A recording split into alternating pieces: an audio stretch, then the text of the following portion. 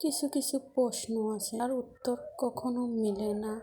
নিজেকে নিজে বিগত 10 বছর যাবৎ একটাই প্রশ্ন করে যাচ্ছে, কিন্তু সেটার উত্তর আমি পাচ্ছি না। আদৌ পাবো কি পাবো না তা জানি না, নাকি না পেয়ে চিরতরে এই পৃথিবী থেকে বিদায় নিতে হবে তাও জানি না। কি অপরাধ ছিল, কি দোষ ছিল আমার, আমি জানি না। আসসালামু আলাইকুম, সবাই কেমন আছেন? শহরে সবাই ভালো আছেন?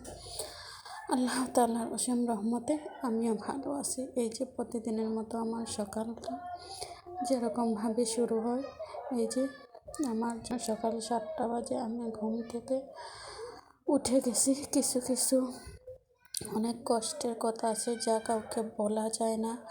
নিজের সাথে নিজে প্রতিনিয়ত যুদ্ধ করতে হয়, কিন্তু উত্তরটা কখনো মেলে না। অনেকে বলে সময় নাকি উত্তর দেয়, কিন্তু আমি বিগত 10 বছর যাবতই এই প্রশ্নের উত্তরটা খুঁজছি, কিন্তু সময় আমার প্রশ্নের উত্তর দিচ্ছে না। আদৌ আমি এই প্রশ্নের উত্তর পাবো কি না পাবো তা আমি জানি না। হয়তোবা পেতেও পারি, না হলে না।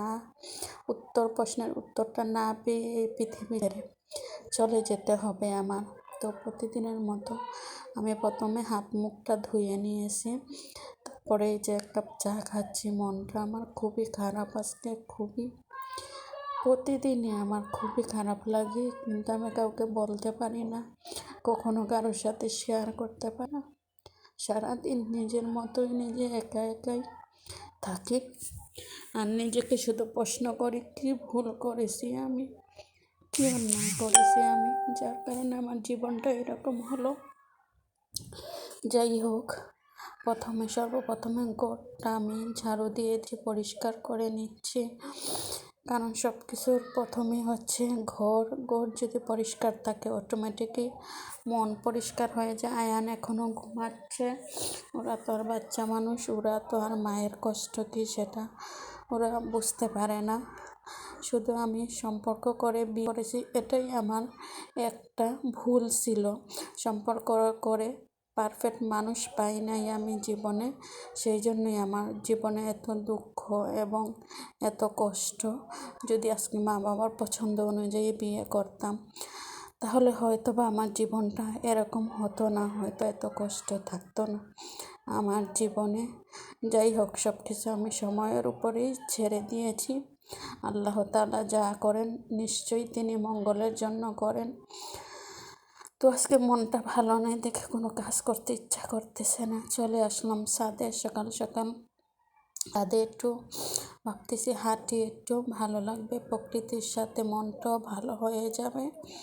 তো হাঁটতেছি, কোনোভাবেই ভালো লাগতেছে না, মনের ভিতরে কি একটা অশান্তি ফিল করতেছে, আমি নিজেও বুঝতে পারতেছি না কি করব, কোথায় যাব, কোথায় গেলে আমার প্রশ্নের উত্তর পাব, এবং কি করলে আমি। অনেক সময় ইচ্ছা করে যে আমার এই পৃথিবী ছেড়ে চলে যাই, কিন্তু তারপরেও আমি যেতে পারি না।